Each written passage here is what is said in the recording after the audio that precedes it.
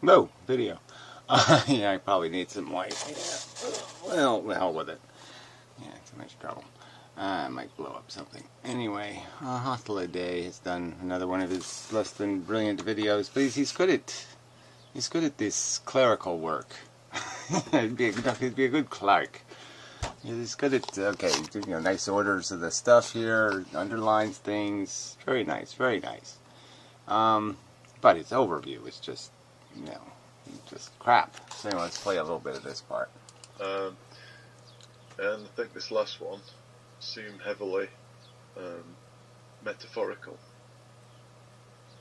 Okay, so he wants to dismiss some of these arguments or premises, this evidence of a problem. Houston, we have a problem. Is basically the statement being made. That life isn't some kind of freebie, that there's a question to its efficacy.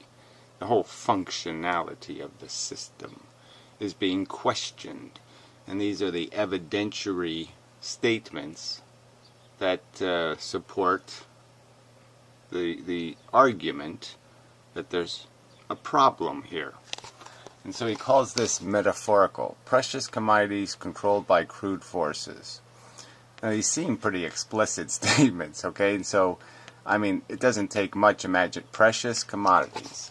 So the argument is, obviously, that sentient beings are precious, that their welfare is important, that it's not insignificant.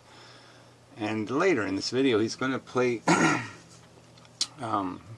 video of robots and claim because the robot goes, ow, ow, that hurt me in my circuitry, that somehow it's having a feeling, that somehow it's now precious. Now it's precious. Its welfare matters.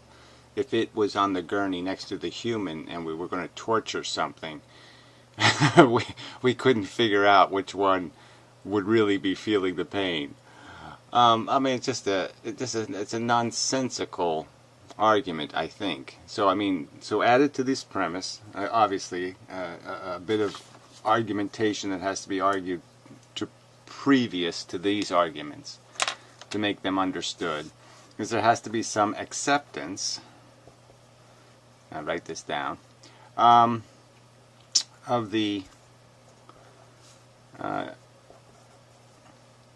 distinctive function, distinctively qualitative, no, value rich, I don't know, I'm going to put value rich.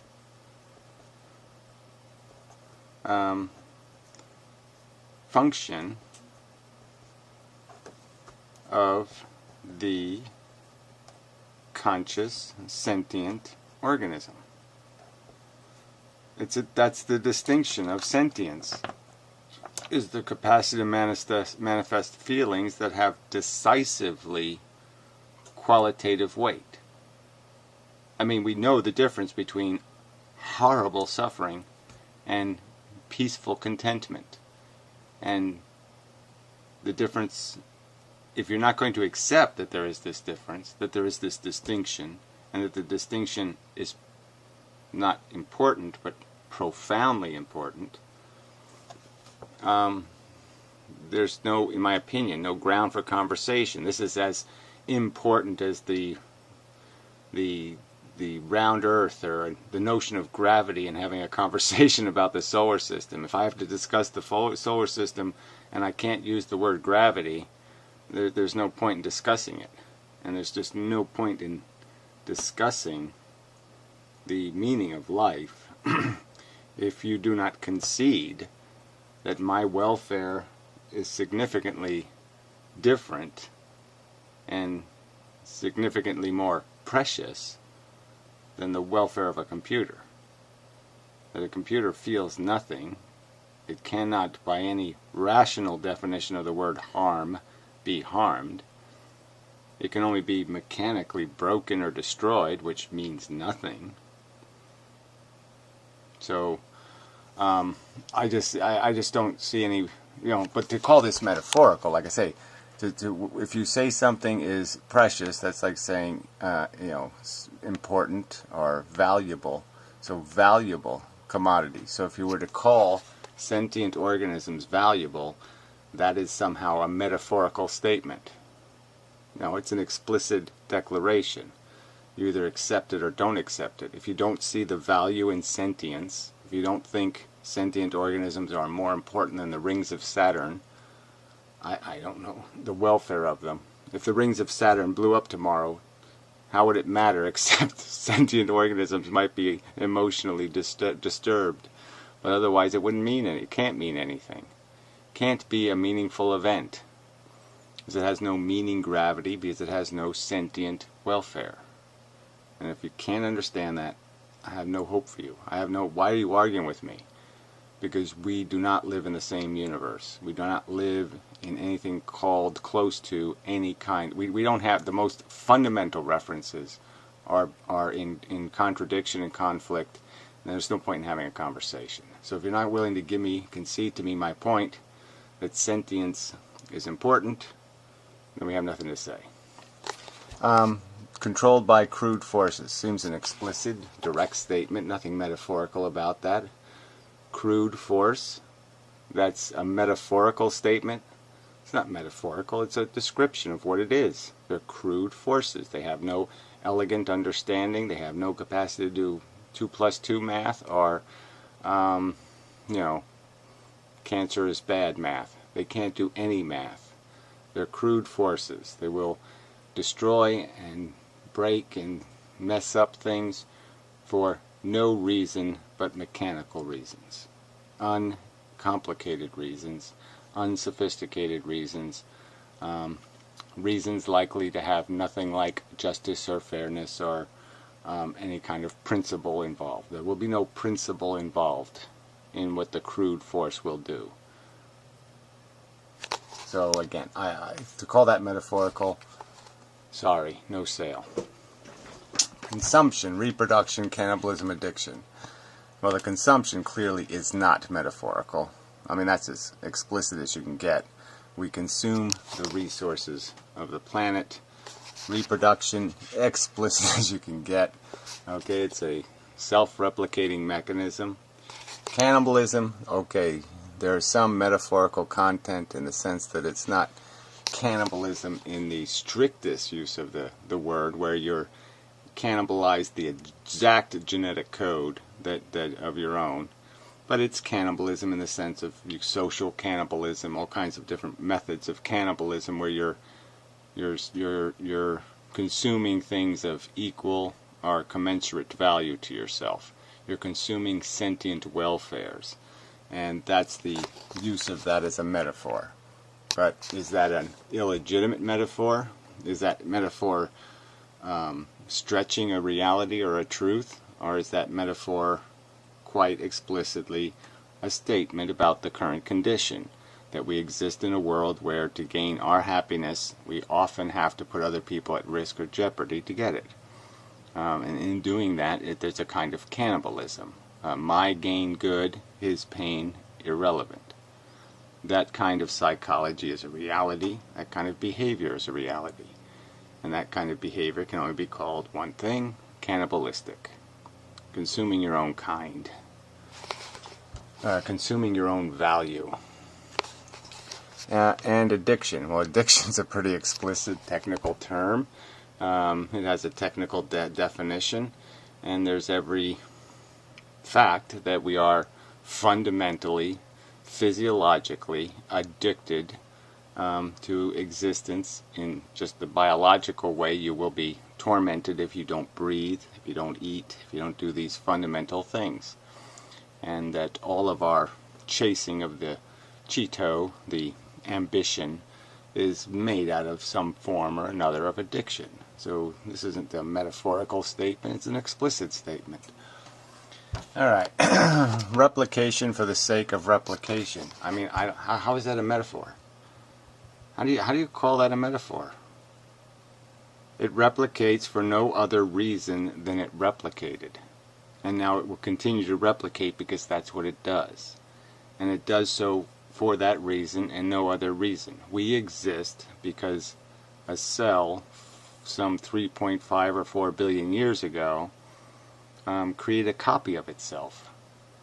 Not because it did on purpose, just because its structure was bombarded in a certain way, it was reformed into a certain configuration, and that configuration caused it to divide and create two living organisms. And to do so in a way that was sustainable, in that the new organisms would grow and do the same thing, divide. And that's the entire reason we exist, is because chemistry slipped on the banana peel of replication. There's nothing metaphorical in this statement. It is replication for the sake of replication. Yes, built into that statement is some unicorns didn't do it, God didn't do it, magic dust didn't do it. It's just a chemical process that now, through billions of years of engineering through natural selection, has created very complex organisms. But the fundamental process is still sperm and egg, and more importantly, eggs dividing. No metaphor there. 15. Life. We are insufficient, inefficient, and of poor function. I don't know if exactly, I say it's insufficiently efficient, but the same difference. Yeah, so he doesn't like the conclusion and claims it's a metaphor. And again, this is a clear word. Efficiency is a clear concept, and clearly the implication is this efficiency is going to be decided or determined through some value weighing, and we must weigh values. Yes, of course, that's what you do. You weigh expenses to profit. And that's how you decide whether you have an efficient scheme. Do you gain benefit? Does it make something of significant value to justify the cost of what you had to fertilize it with? And the accusation is, when you accept all of these facts, premises, it is clear that no, this game cannot be played to win. It can only be played to excessive detriment. You will cause illegitimate, if not excessive, suffering. You will commit a crime against sentient organisms, or you will waste their suffering in a non-profitable enterprise. You will lose the game and break somebody's leg to do it. And you'll fail. It fails. So anyway, I don't think he says anything here that's too coherent, but we'll play a little bit and then jump maybe. I don't know. I probably said enough here, right? We probably have enough to work with right here. I'm not going to accept an argument that starts off calling these things metaphorical. These are just not. They're premises. If you don't accept them, we really don't have much to talk about. If you think a unicorn put life here for a reason, well, okay, game over. I'm saying it's replication for the sake of replication. Either accept it or reject that as a truth. In terms of a causal truth, you can claim that through extension of complexity, some greater value has been accomplished, which is your love of yourself. You can make that claim, that your self-love is so grand and great that it makes up for all the suffering of all the beasties. The queen ant could make an argument to me and say, I'm so fucking cool that I'm worth all their suffering. You could kill a zillion workers, and I'm worth it. She could try to make that argument, but I don't think she can rationally get away with it. I don't think she could rationally make any sense of it. So, the fact that deluded humans, who are substantially propagandized into marching in the parade, think the parade is a good idea, is a consequence and an evidence of delusional thinking. It is not evidence of fact. The parade is a farce. disgusting, wasteful farce. I mean, if you really did have like a St. Patrick's Day parade, and many children were killed, I think most people would say, let's not bother with that. You know, this is a little bit stupid. What are we doing this for again? So you can all get some ego points as you stomp and trample victims? Yeah, no sale. So anyway, yeah, so I'll leave it there. Like I said, the second half of this video is just this, I call it insane. It's an insane argument. I do not have to explain, I should not have to explain to any person who's conscious and been alive for just a few years why I'm different than a computer, or why I'm different than a bar of soap, or why I'm different than any other inanimate, unconscious organism. Consciousness is all the difference. Physically, I'm nothing. The engine is creating consciousness. Consciousness is everything. If you can show me a computer with a synthetic ability to actually feel sensations, then you've shown me something precious. You've shown me something valuable. But there's no evidence that the fake behavior of mechanical devices that we have created has anything to do with real sentience. I mean, when you pull the string on the Barbie doll and she says, "I love you," am I supposed to believe her? Is that your argument? She's really saying it? Because she feels it? It's actual testimony? Come on. I'm not that stupid. You gotta do a lot better than that.